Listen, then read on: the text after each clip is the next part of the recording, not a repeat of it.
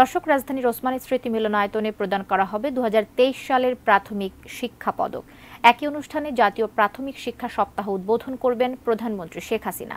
এই মুহূর্তে তিনি বক্তব্য দিচ্ছেন, আমরা সরাসরি সেখানে যাচ্ছি। বেতন তিনি পরিশোধ করেছিলেন এবং যুদ্ধবিধ্বস্ত দেশ, স্কুল, কলেজ, ইউনিভার্সিটি পর্যন্ত বিধ্বস্ত, সেগুলিকে মেরামত করে সেগুলিকে চালু করা এবং সেই সাথে সে একেবারে প্রাইমারি থেকে বিশ্ববিদ্যালয় পর্যন্ত প্রত্যেকের বিনামূল্যে কাপড় চোপড়, বই, খাতা সবকিছু বিতরণ শুরু করেন, যেন লেখাপড়ার দিকে সব থেকে সুযোগ যাতে সৃষ্টি হয় সেই ব্যবস্থাটাই জাতিপিতা করেছিলেন। এবং প্রাথমিক বিদ্যালয়ের শিক্ষার্থীদের মাঝে বিনামূল্যে বই বিতরণ এবং তাদেরকে টিফিনের ব্যবস্থা, সেই ব্যবস্থাগুলিও জাতিপিতা করেন। তিনি সবসময় এটাই চাইতেন যে দেশটা যেন একটা প্রতিটি শিশুর যে একটা সুশিক্ষিত হয়ে এই দেশটাকে উন্নত করতে পারে, সেটাই জাতিপিতা বঙ্গবন্ধু শেখ মুজিবের লক্ষ্য ছিল। তিনি 1970 সালে যে নির্বাচন হয়েছিল, সেই নির্বাচনের প্রাককালে একটি রেডিওতে ভাষণ দেন। সেই সুযোগটা প্রতিটি রাজনৈতিক দলকে দেওয়া হয়েছিল, কারণ তখন তো মিলিটারি ডিক্টেটর ছিল। কিন্তু সেই সময় তিনি যে ভাষণটা দিয়েছিলেন 28 অক্টোবর 1970, সেখানে তিনি বলেছিলেন, আমি কোট করছি, সুসমাজ ব্যবস্থা গড়ে তোলার জন্য শিক্ষা খাতে পুঁজি বিনিয়োগের চাইতে উৎকৃষ্ট বিনিয়োগ আর কিছু হতে পারে না।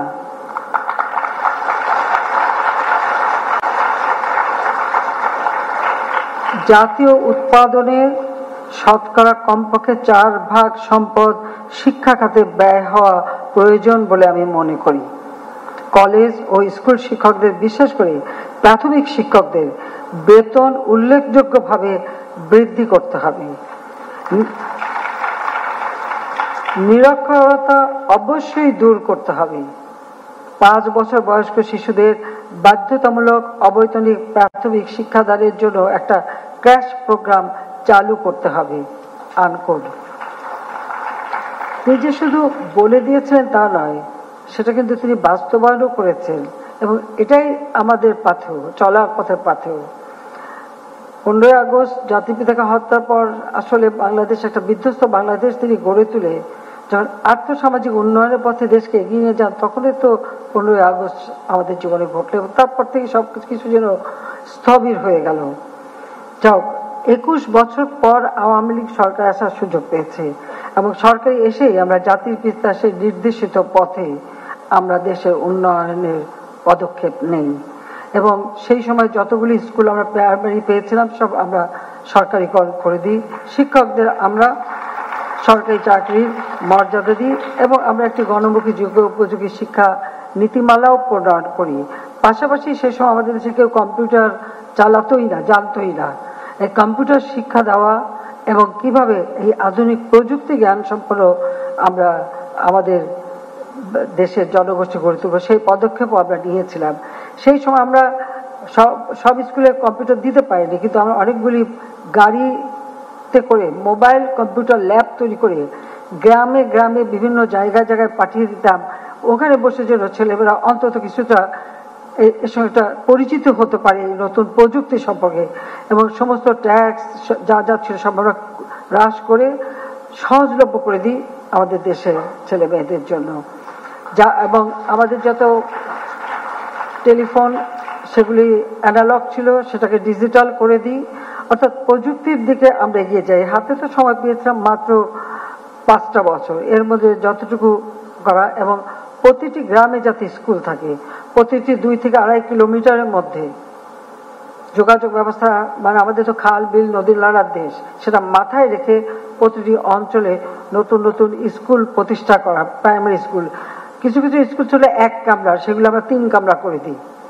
সেইভাবেই আমরা আমাদের প্রাথমিক শিক্ষাটাকে আরো সামনের দিকে এগিয়ে নিয়ে যাই এবং বাজেট, শিক্ষা খাতে বাজেট বরাদ্দ আমরা 66% বৃদ্ধি করি। আর পাঠ্যপুস্তকও আমরা বিনা পয়সায় দেওয়া শুরু করে দিই। প্রতিটি বিদ্যালয়বিহীন গ্রাম এবং পাশাপাশি কয়েকটি গ্রাম মিলে একটা জায়গায় করলে যেন সব গ্রামের লোকরা কাছাকাছি ছেলেমেয়েরা পড়াশোনা করতে পারি, সেই পদক্ষেপ নিয়েও আমরা এই স্কুল প্রতিষ্ঠা করা শুরু করি। আমাদের উপবৃত্তি আমরা চালু করি, কারণ আমি যখন 81 সালে আসি সারা বাংলাদেশে ঘুরি, দেখতাম বাচ্চারা ঘুরে বেড়াচ্ছে, স্কুলে পাঠায় না। আমি অনেক সময় গ্রামে মাদেরকে জিজ্ঞাসা করেছি যে বাচ্চাদের স্কুলে পাঠান না কেন, তারপর যে স্কুলে পাঠায় কি হবে, যদি একটু কাজ করে তো অন্তত 10টা টাকা তো কামাই করে আনতে পারে। তা আমি জিজ্ঞেস করতাম যে আমি যদি সেই টাকাটা দিয়ে আপনি স্কুলে পাঠাবেন আপনার ছেলে মেয়েকে? তো গ্রামের মানুষ কিন্তু খুব বেশ ভালোভাবে, খুব শক্তভাবেই কথা বলে। যখন আমি জিজ্ঞেস করলাম যে আমি যদি এই টাকাটা দিয়ে দিই তা আপনি কি আপনার বাচ্চাকে স্কুলে পাঠাবেন, আমাকে সোজা উত্তর দিল, তাই পাঠাবো না কেন, তাই পাঠাবো না কেন। তাই আমি বললাম ঠিক আছে, আমি যদি কখনো যেতে পারি ক্ষমতায় অবশ্যই আমি এই ব্যবস্থা করব, কিন্তু আমার বাচ্চাদের স্কুলে পাঠাতে হবে। তো আমরা কিন্তু সরকারে আসার পরে ঠিক সেই ব্যবস্থায় নিয়েছিলাম। মায়ের নামে আমরা মোবাইল ফোন তো পরে আমরা আনতে পারলাম আরো, কিন্তু তখনই কিন্তু আপনারা জানেন যে 3টা কোম্পানিকে আমরা মোবাইল ফোন দিয়ে দিয়েছিলাম। এবং আমরা যখন মাদের নামে এই উপবৃত্তির টাকাটা দিতে শুরু করি, আমরা দেখলাম 20 লক্ষ মায়ের কোনো মোবাইল ফোন ছিল না, যেটা আমরা নিজেরা কিনে দিয়ে দিয়েছিলাম। তাছাড়া আমরা বিভিন্ন শিশু ভর্তির হার বৃদ্ধি করা, শিশু শ্রম যাতে বন্ধ হয় তার ব্যবস্থা নেওয়া, ঝরে পড়া বন্ধ হয় তার ব্যবস্থা নেওয়া, 4000 স্যাটেলাইট বিদ্যালয় নির্মাণ, প্রাথমিক শিক্ষা উপবৃত্তি প্রদান চালু, এবং এ সমস্ত পদক্ষেপ আমরা নিয়েছিলাম। মাত্র 45% ছিল আমাদের সাক্ষরতার হার।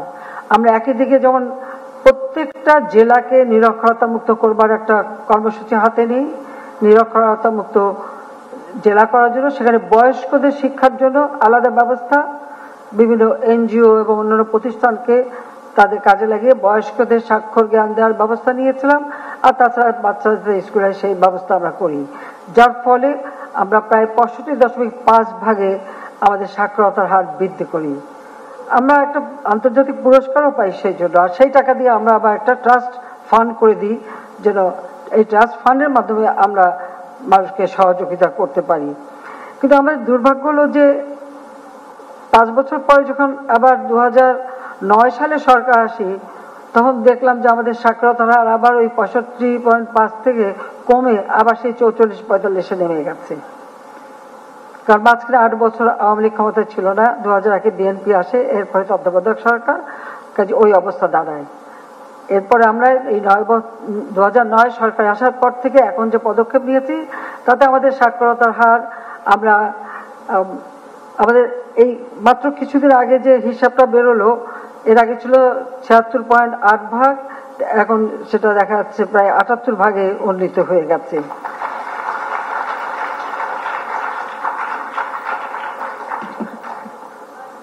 আমরা মনে করি যে দারিদ্র্যমুক্ত বাংলাদেশ গড়ে তুলব, কিন্তু এই দারিদ্র্যমুক্ত করতে হলে এর মূল শক্তিটাই আসবে শিক্ষিত জনগোষ্ঠী।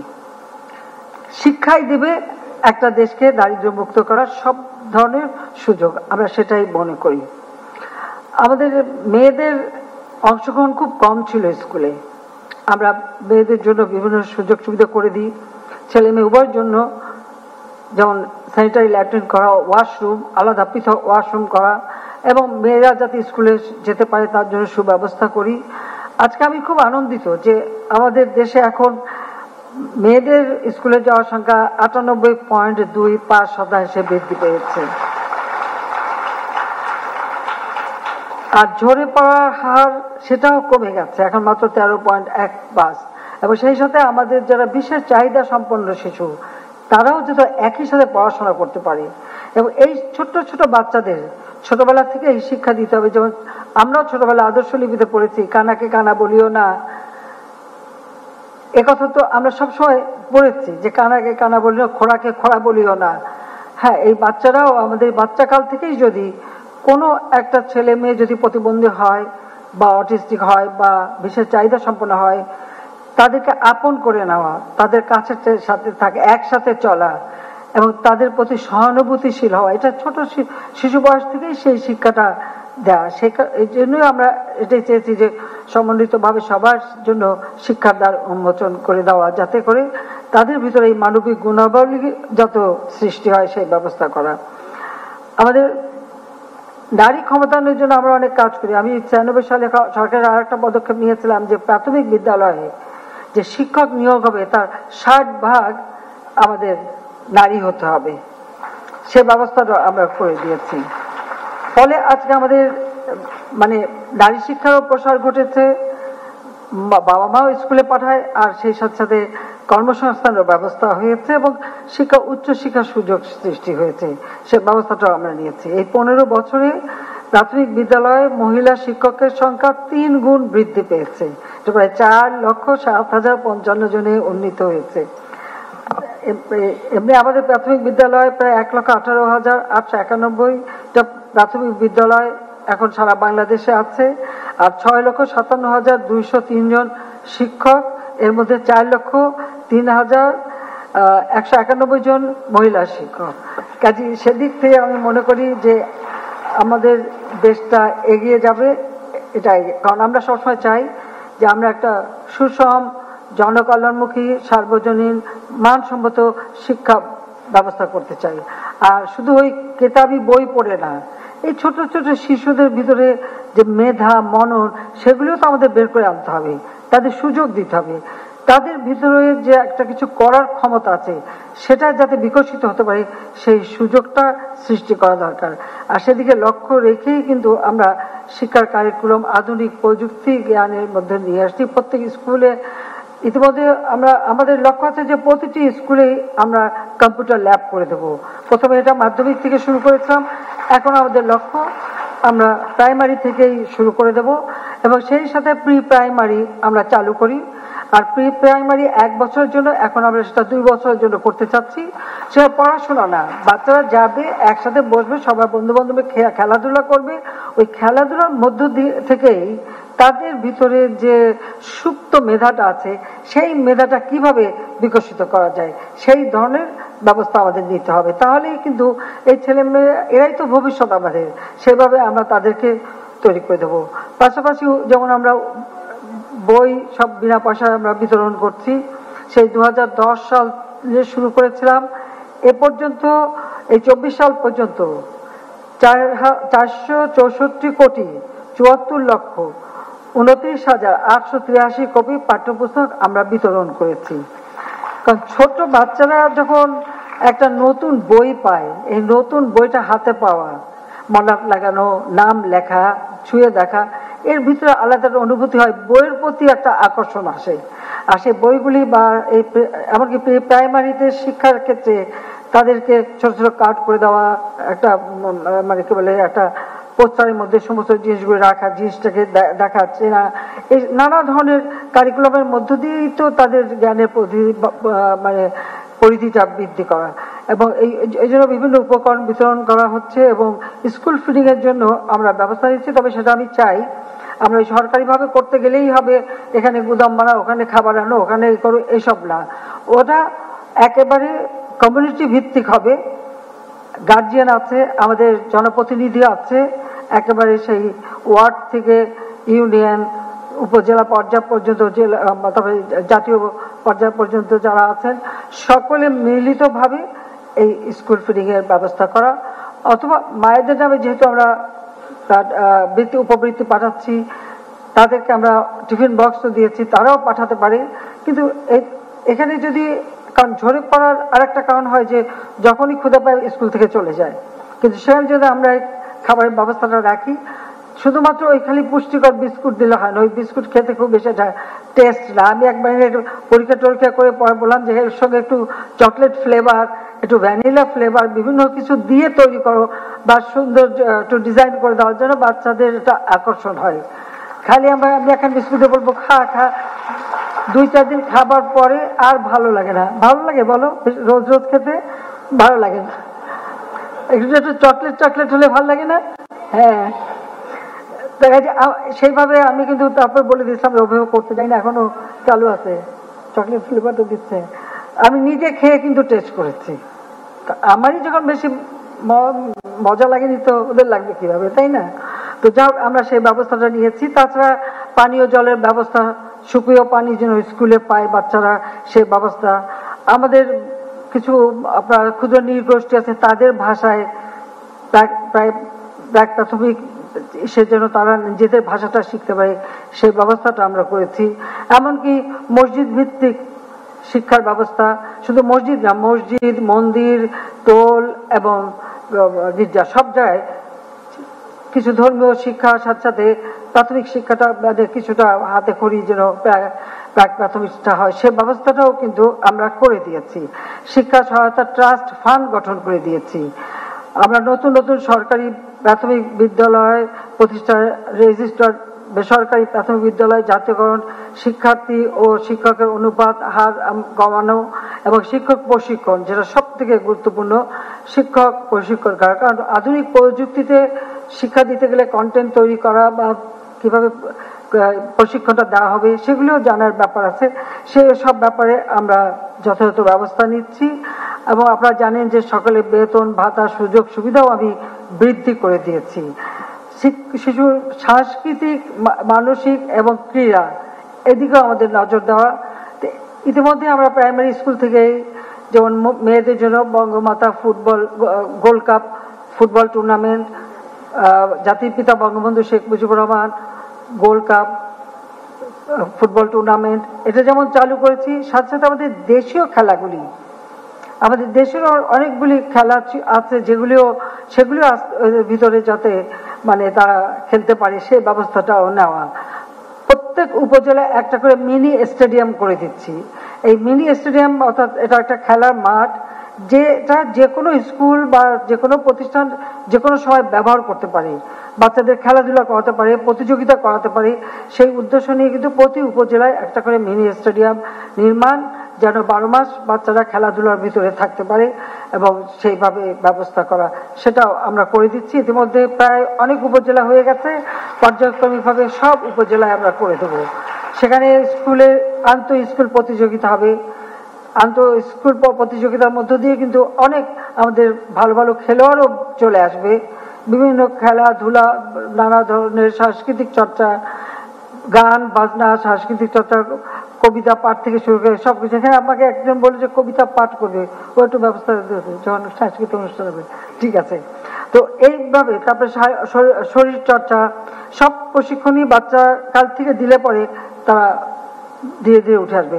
সবচেয়ে বড় কথা যে আজকের যুগটা হচ্ছে প্রযুক্তি যুগ, কাজে কম্পিউটার শিক্ষা আমরা যেমন ল্যাব করে দিচ্ছি, তাছাড়া কম্পিউটার ট্রেনিং এবং ইনকিউবেশন সেন্টারও করে দিচ্ছি। তো সেইভাবে আমরা আধুনিক প্রযুক্তি জ্ঞান সম্পর্ক একটা জনগোষ্ঠী আমরা গড়ে তুলতে চাই, সেই দিকে লক্ষ্য রেখে আমাদের সব ধরনের ব্যবস্থা আমরা নিয়েছি। আমরা জাতির পিতা বলেছেন বাংলাদেশ আমাদের সোনার দেশ, কাজে তিনি সোনার বাংলা গড়তে চেয়েছিলেন।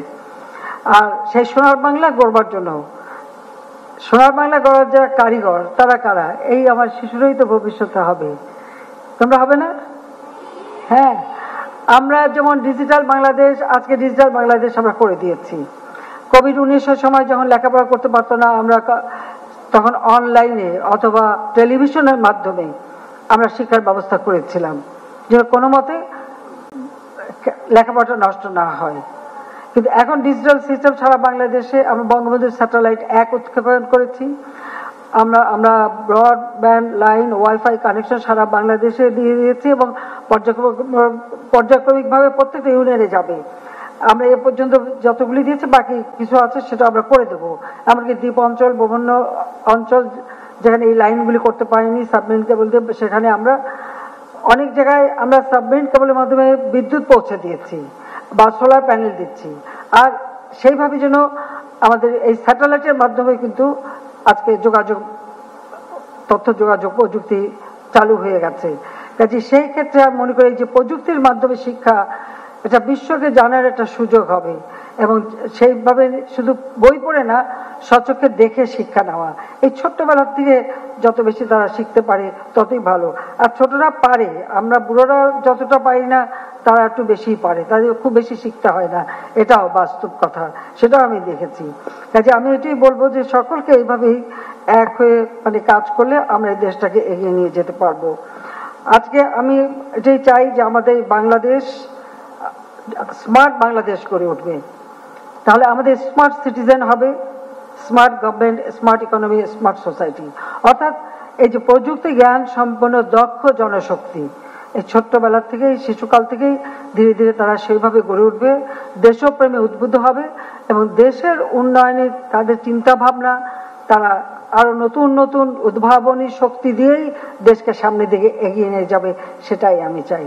কাজে আজকের শিশু আগামী দিনের নাগরিক, যারা একদিন এদেশের কর্ণধার হবে। এই শিশুদের মধ্যে দিয়ে তো একদিন কেউ প্রধানমন্ত্রী হবে, মন্ত্রী হবে, বড় বড় সরকারি চাকরি করবে, বৈজ্ঞানিক হবে। এমনকি আমরা তো এখন শুধু আমরা এখন আছি, একসময় তো আমাদের চাঁদেও যেতে হবে, চাঁদও জয় করতে হবে।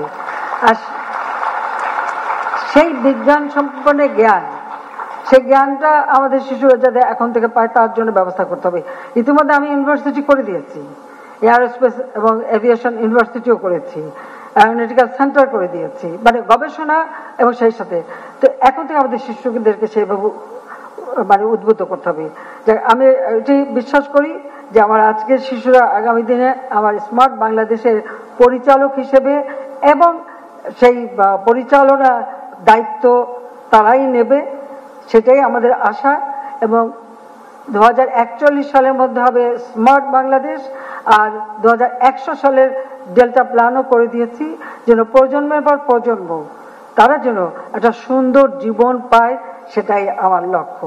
কাজে সেই লক্ষ্য নিয়েই আমাদের শিশুদের শিক্ষায় দীক্ষায়, সংস্কৃতি চর্চা, খেলাধুলা সব দিকে যেন তারা উপযুক্ত নাগরিক হিসেবে গড়ে ওঠে, সেটাই আমরা করতে চাই। আর তা করার জন্য যা যা করণীয় অবশ্যই আমরা তা করব।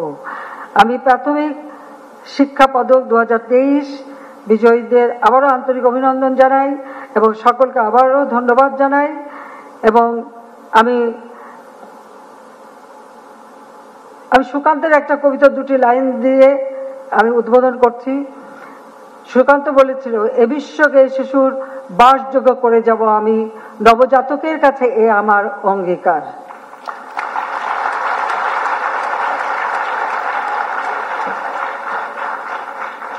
আমি জাতীয় প্রাথমিক শিক্ষা সপ্তাহ 2024-এর শুভ উদ্বোধন ঘোষণা করছি।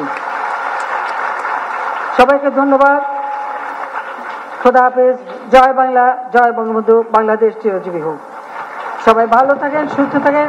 সোনামণি, ছোট্ট সোনামণিদের জন্য আমার দেওয়া আশীর্বাদ রইল।